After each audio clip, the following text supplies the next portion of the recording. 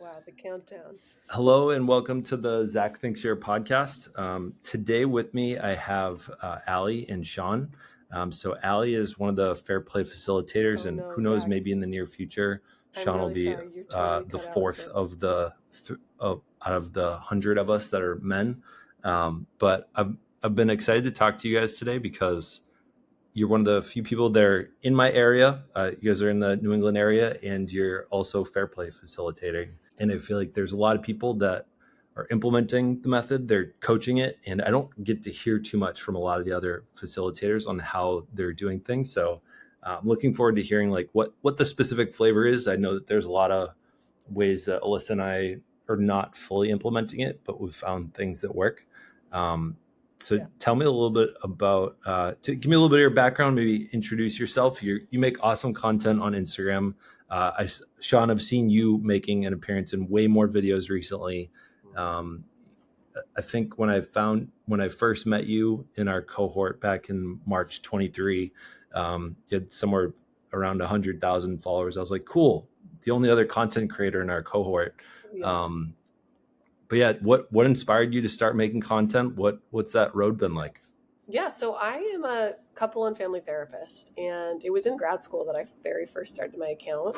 I was almost done with grad school, and I wanted just to have a place to share what I was learning with people. And over time, I basically realized that my couples content specifically was doing the best. And so I niched my Instagram to be specifically relationship couples tips instead of just generic therapy. And then I had heard about the Fairplay book from some clients actually and looked into it. I ended up reading the book and then signed up for the training to become a facilitator and just loved it. Like it's been, I feel like the mindset shift that it helps you have is so essential. But you want to add your part to the story? Yeah, we started listening. I was introduced to Fairplay when we were on a road trip, and we started listening to the audio book together. Mm-hmm. And so that was my first exposure to the idea of the system. And then we got the card deck and we tried out and I would say we're sort of still in our first iteration of working on it together as a couple. And maybe Ali, you would say differently. Well, I would say our second iteration. Our first iteration was that we tried the card deck and it went horribly. It was not a good night. We got in a fight.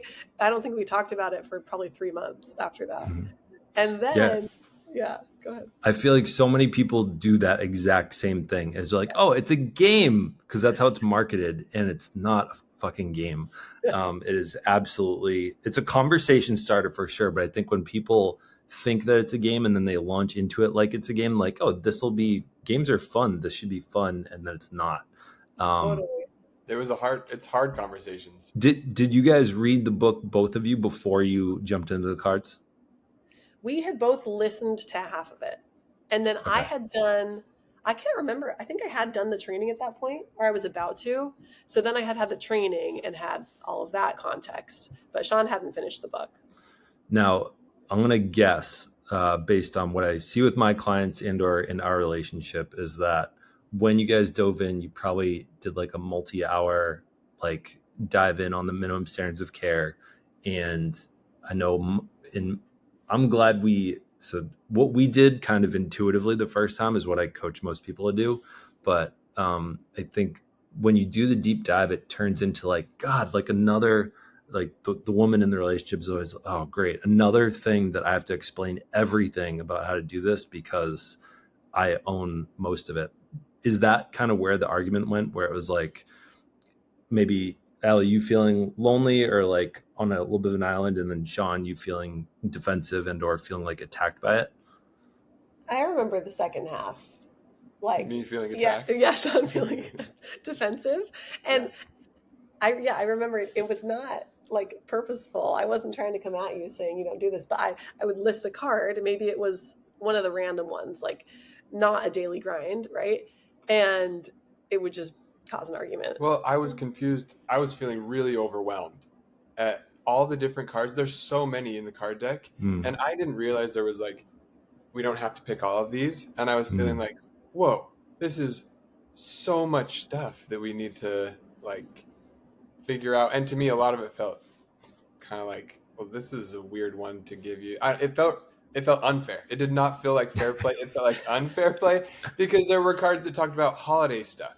And we started talking about that. And I was like, that comes once a year. Like, we don't need to worry about that right now. And I became really defensive in our first conversation. I felt really overwhelmed. Yeah, I'm remembering now, this was before the training because I didn't know yet that you should do like 2 cards at a time. Right. Yeah. And so we just sat down with the whole deck and it was not a good thing. What I think in the marketing of it and in the book, she kind of recommends that is to like dive in for a couple hours at a time. And I recommend people only do about 2 cards at a time and like set up like a consistent, like long-term weekly meeting where you define a new one and or iterate on the last one that you did. Totally agree. Since starting to implement it, since reading through the book and taking the training, what has worked really well about Fairplay, and what has maybe not been a disaster, but like where have you guys struggled? I think what's worked really well is we finally landed on the 4 main things that were causing us tension on a daily basis. Mm-hmm. That was laundry, dishes, tidying up, and then food prep. Those were the 4. And so really the majority of our Fairplay has only been focused on those 4 things. And we created a system where we each take 2 of those a week and then we switch the next week. And once we just chose 4, we sat down, we talked about the minimum standard of care. I think this was around New Year's. Mm-hmm. And we're like, we're going to fix this year. And we actually wrote it down on our notes. What's the MSC? And only having the 4 to focus on really helped us figure out just our weekly routine. Now, do you think you'll add more along the way, or are you guys just going to stick with 4 for the foreseeable future? What do you think? I don't know. I'm happy to add more now. Yeah. And I think what made us come back together was I needed time to sort of calm down after that conversation and not feel defensive. And then I finally was like, I think we can talk about this again. And we did. And we did just a small amount. And that was super helpful. And yeah, a lot of things have changed and happened to us recently that have sort of thrown things back into the air. And I feel like it's a good time for us to reconsider adding in more or changing up what we're doing. Yeah. I think what we haven't done yet, but what we started to do is like, we now have a shared note on our phone that's like the mental load note. And we just throw in anything that's been on my mind lately that is taking up mental space. We haven't yet like sat down and then defined the MSC for those things, but we at least are both aware of them. And that's been helpful. I'm like, can you just look at this and just know what's on my mind? And that alone makes a big difference. Mm-hmm. Yeah. Now, when you're working with couples or you're working with individuals in therapy, well, first off, what's like the majority of the clients that you deal with? So it's really a mix. It has been majority therapy, but I'm actually discharging all my therapy clients this month. And I'm taking a break from therapy completely and going only into like my course and coaching. So that's exciting. But finish your question. What were you going to ask about? I was going to say, well, I'll pivot over to your coaching. So like, what clients are you working with? Are you working with couples? Are you working with men? Are you working with just women? Like, and if they, like, I know for me, like if it's men that do not understand mental load, they want to specifically understand mental load and invisible labor, you come to me. That's what I'm trying to brand myself as the mental load coach. Yeah. If I think there's a lot of, I usually tell people like on my discovery calls is if you, if you're looking for a relationship coach, probably not your guy, but if you want mental load, yeah, you're in the right place. Mm-hmm. What do you think is the specific challenge that you think maybe you deal with best, or that you love helping people with the most? Yeah, I'm definitely more on the relationship coaching side of it. So when I work with couples on Fairplay, it's always the couple. And typically the dynamic is that wife is drowning in the mental load, mm-hmm. and also has a really hard time being flexible. Husband wants to learn maybe, but gets pretty defensive easily. And too often is throwing out the, we need to be more flexible card. So I really help couples kind of understand each other and see where they can meet in the middle of, instead of just focusing on typically the man's shortcomings in this area, because that's just going to alienate him. So I really have to be careful about helping them both feel comfortable. When you're working with couples, so I work with a handful of couples, but it's mostly men, probably like 98% men. So I have currently a community of men that I work with. I have a community of of women that are mostly all their spouses. And I'm really hesitant to put in any kind of coaching or tutorials for the women, because I'm like, who the fuck am I to like coach these women on anything? What would you say? It's not, as you kind of just said, lack of flexibility. What would you say is some of the top things that you would probably guess, of all the guys that I'm working with? What are their partners probably need a little bit of help with or need coaching on in terms of implementing fair play with their partner that's, at least somewhat significantly leaned in, that they signed up for coaching with me? Yeah. I'm always hesitant to say this because I feel and understand the pressure that women have in society to be perfect in many ways. And also I see so many women who are so driven by anxiety. They're either comparing themselves against unrealistic norms they're seeing on social media, or trying to be their parents in a world where you can't do what your parents did. We just don't have the same time resources available to us. And they're driven by this feeling like if I don't get it right, something terrible is going to happen. And so I really try and help them be more flexible and seeing like, what is the worst thing that can happen? It's probably not that bad.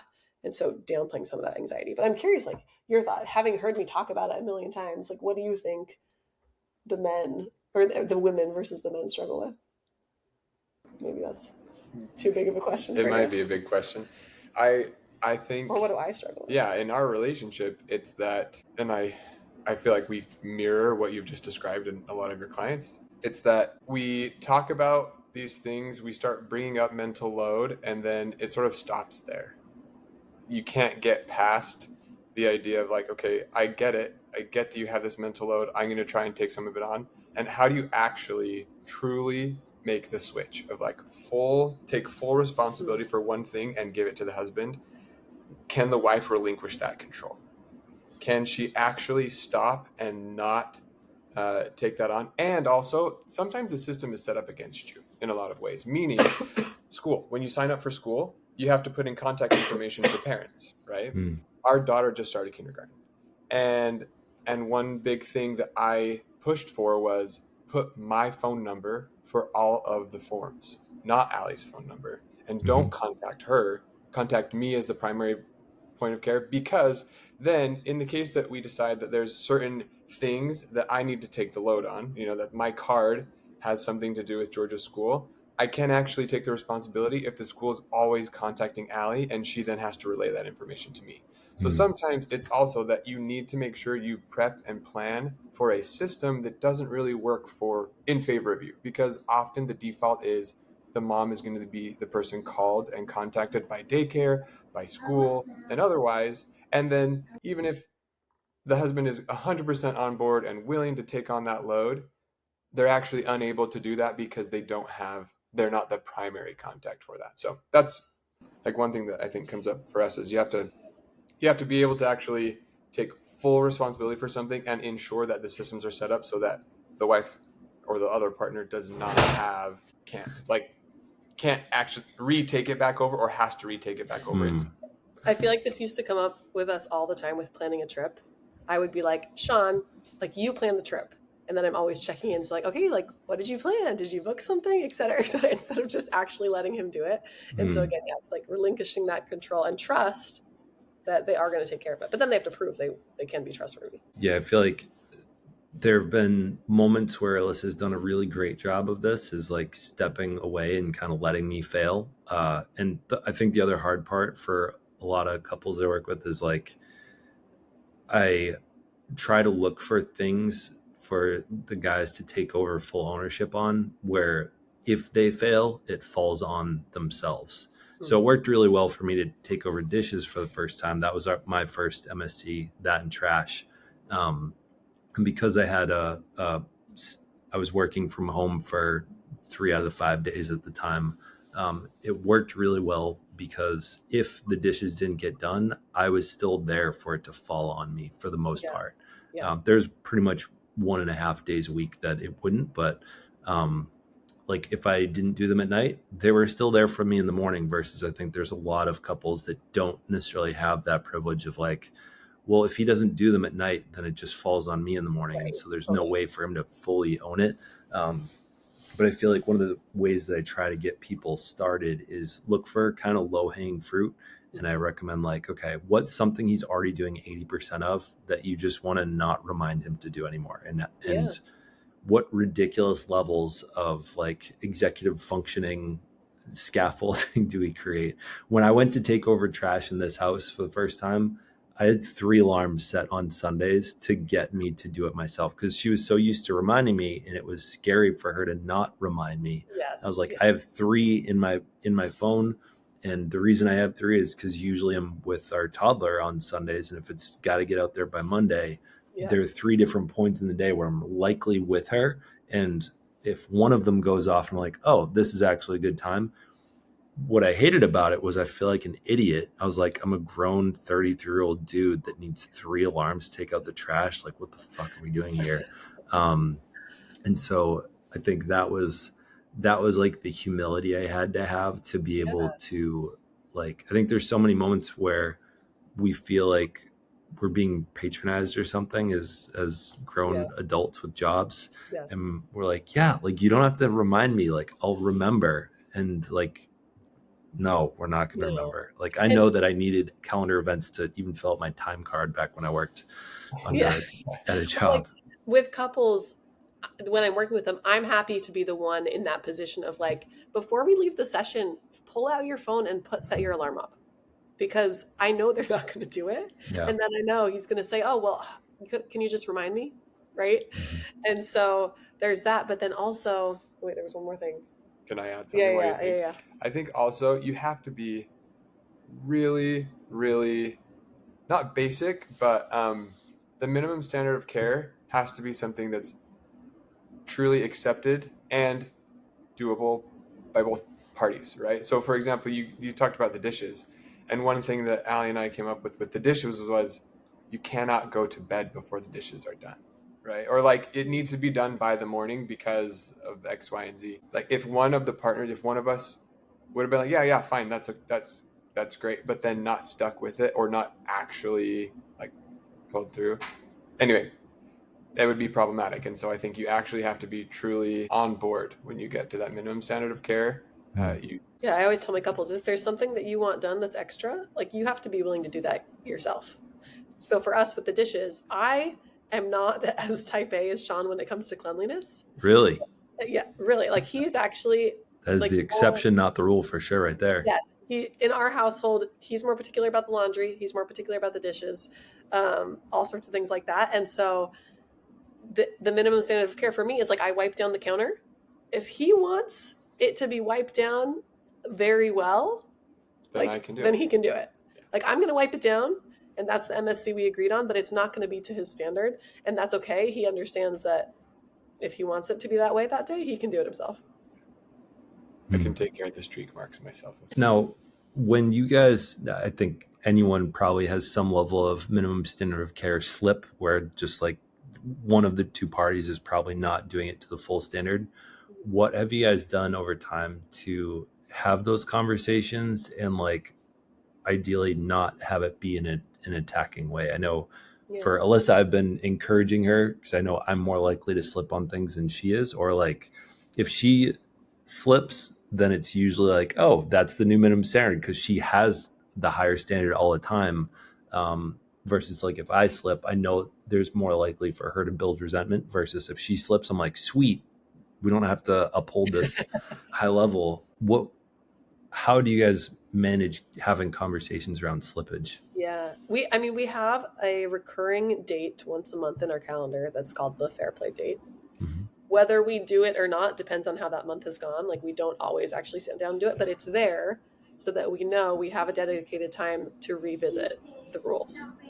And that has worked really well, just having it scheduled so that it's already there. I just think, we have to be flexible, obviously. And there are a lot of times when we've had to make exceptions where we say, hey, I know this is my week. Because for us, we switch the weeks, right? And on a given week, maybe, I very rarely don't work from home, but there are some times when I have to go into the office or take a business trip. And so, we have to be flexible and say, hey, look, I need your help because I'm going to be out of town. Can you pull through on this one this week? And I can, take on other things next week or whatever. Like just being flexible and understanding that life happens and you have to be able to be willing to pitch in when needed. I don't know. I feel like we're both pretty good that way Yeah. of like trying to be understanding and helpful. The one other thing I've noticed too is that when I'm feeling resentful, it almost always means that Sean is also feeling resentful. Like if I find myself going through my day to day thinking like, oh, I can't believe he didn't do this, or he hasn't said thank you for this, blah, blah, blah. Pretty much any time I've brought it up to him, he's feeling the exact same way. For And different things. for different things. And so that's always a sign to me to really check in with myself before like attacking, and instead of coming at him, ask him a question like, how have you been feeling about XYZ?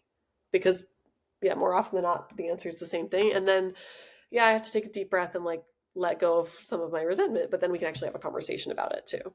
Yeah.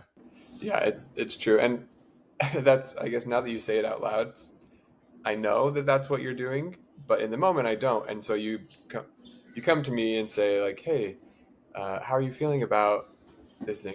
Or you like specifically say, I saw you do this thing. Thank you for doing that thing. And that triggers in me like, oh, I need to be more recognizing of everything that Allie's doing as well. Yeah, So it because sounds like you guys have done some pretty good. Allie, it sounds like you're doing some good emotional labor in bringing a lot of things softly to him, as well as it sounds like you guys have done some good like emotional labor around habit setting, around like the way that you talk with each other, so that when she's doing emotional labor, Sean, you're hearing it, you're not just being soothed by it, but you're also taking it as a reminder like, oh shit, like she's doing some emotional labor for me, like I can respond with Yeah. emotional labor back. Yeah, I think that's improved over time. I especially when I was first finishing grad school and like starting out as a therapist, I felt like I was always the one having to think in my head like, if only you would do this in the conversation, everything would go better. Like so much emotional labor around our interactions, but it's definitely evened out a bit now that just you've had more experience with it, I think. yeah, with practice, I'm pretty not risk averse. I'm really conflict averse. I do not like to have disagreements or, um, yeah, fights, I guess. And so over time, I think that's just changed.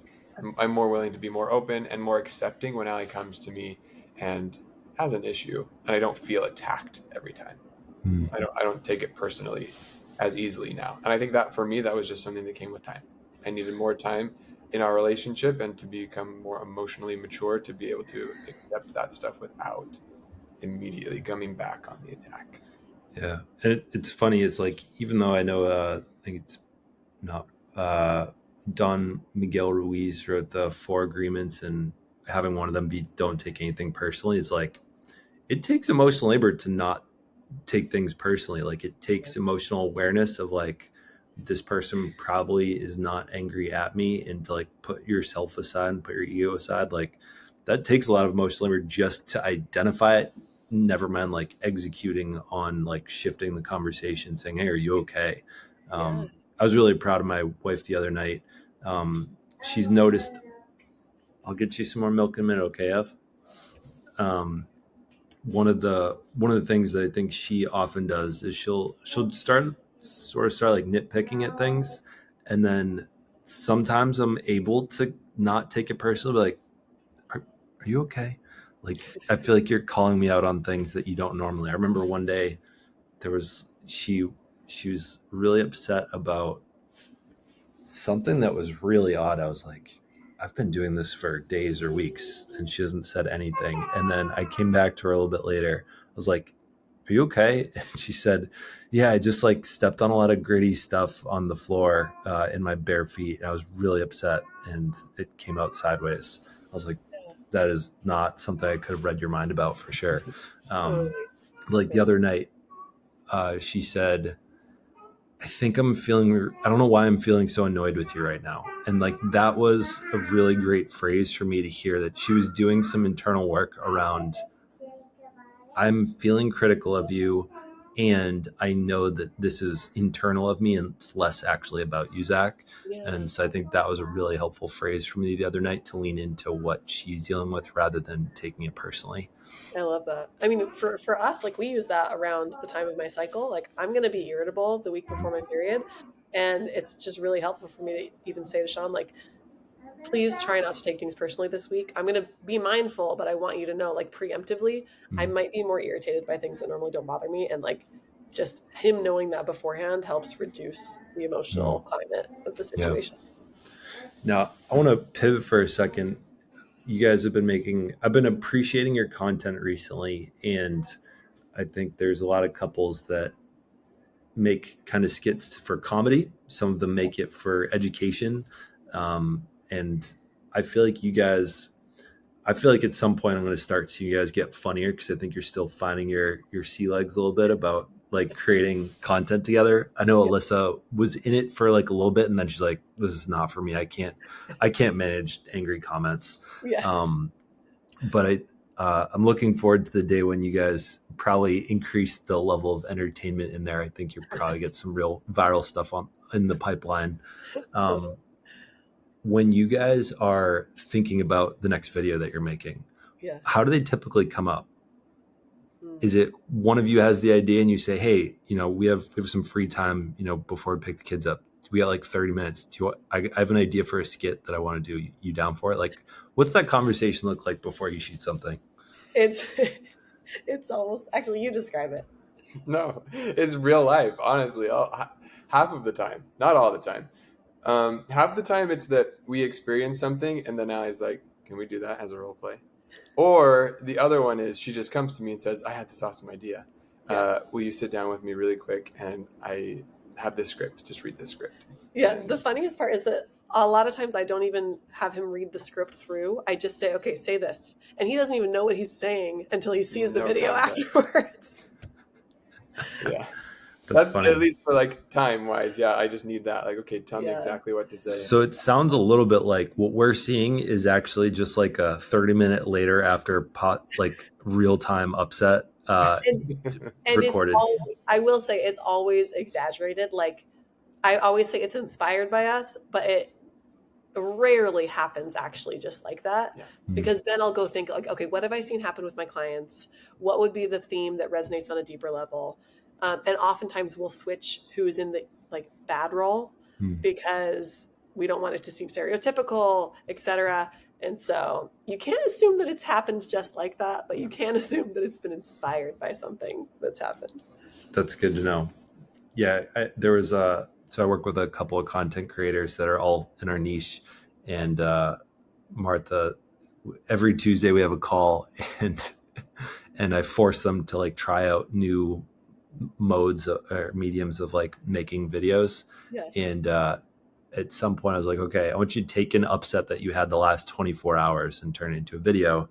And Martha had come on late and she was like, oh my God, like we didn't even get to the assignment yet. She was just kind of venting for a minute. I was like, that's your video. She's like, what? How am I supposed to take that and put it into a video? I was like, the monologue you just dropped on me, I want you to pretend that's a client and like you're going to role play it as if that's someone venting. So I got to watch her video later where it was a role play of her talking about her real life from like 20 minutes earlier. And so it's so funny thinking about some of the content creators that I love the most are like, they find these nuances. It's almost a little bit like Seinfeld. They notice those small nuances that we don't give words to. I can't even think of his name, but like one of the guys, he starts off a skit with himself and he's like, hey man, I watched that show that you recommend. He's like, you actually watched it? And then you just see him like, he's like debating like and contemplating his whole existence because he can't believe his friend actually watched the full series that he recommended. And then at the very end, he's like, hey man, like, yeah, if you like that, you should like that. You should like this other show. He's like, shut the fuck up. Like, no, you only get one show.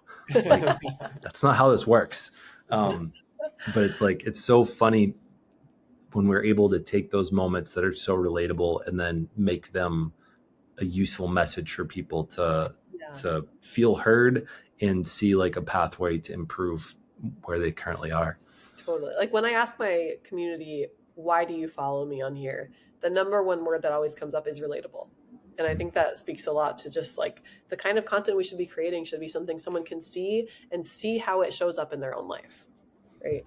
Those little moments. I'm curious for you though. I feel like a lot of your videos are responses to like comments or responses to real life situations. How do you mostly come up with your stuff? my favorite part about being where I am in the journey that I am of content creation is you get tagged in enough stuff that you don't have to come up with any original ideas anymore. So I'd say there's a fair amount of what I make is definitely response videos, just like stitching or, Instagram sequencing. But I think whenever I see a moment of, wow, I've really not owned the mental load of this and it's default fallen onto Alyssa here. One of the aims, especially because I chose that I wanted to work with men and not women, was despite having 91% woman audience and 99% of my clients are referred from their wives. Yeah. So my audience is women, but my clients are men.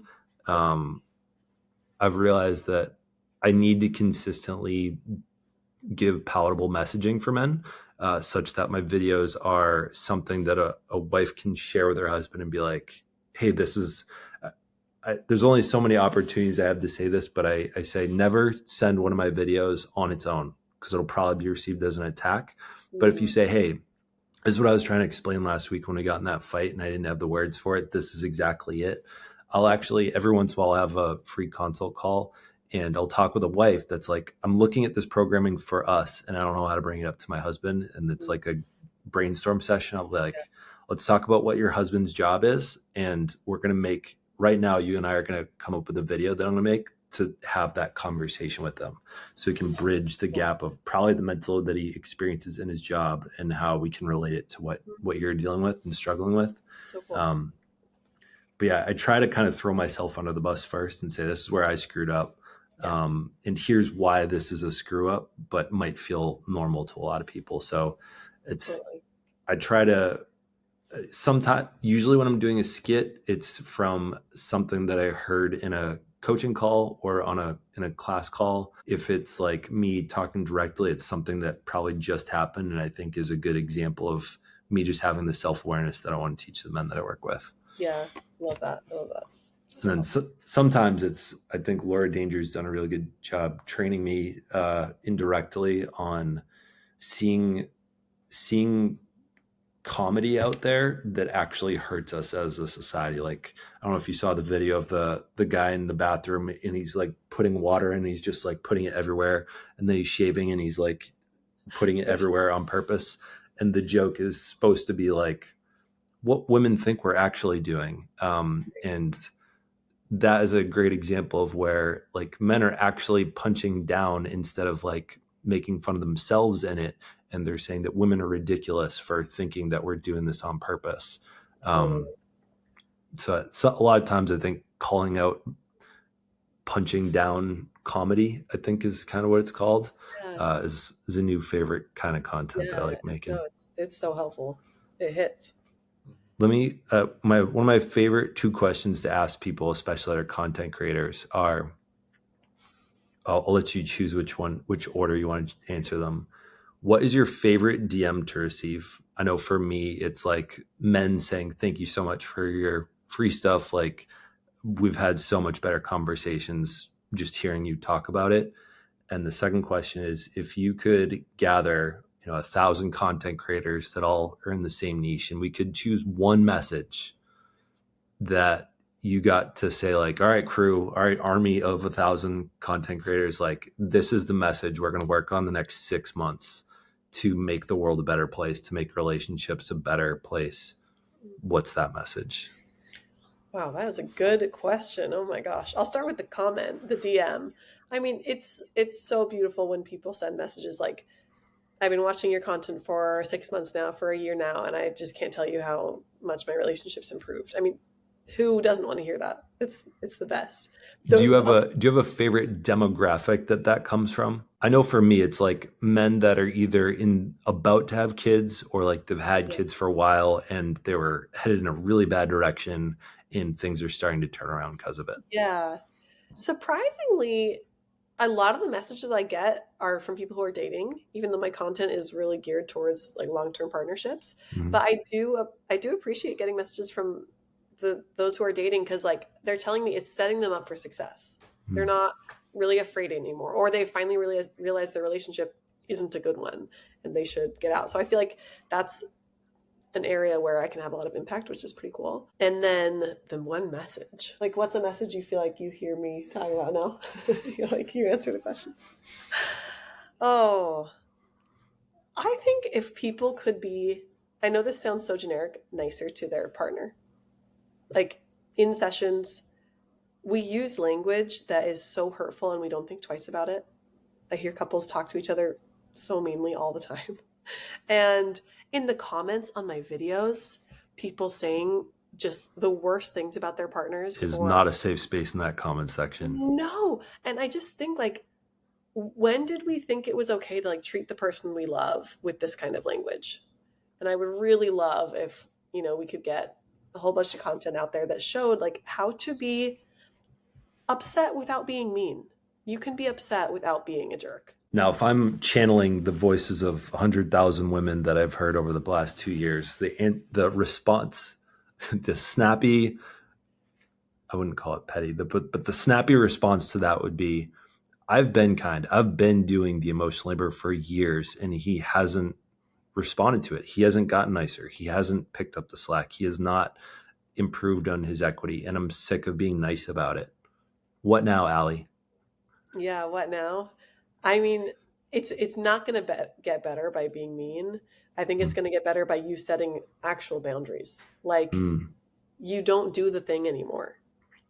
And that doesn't mean you have to yell at him for it or put him down or whatever. Like stop doing the thing for him.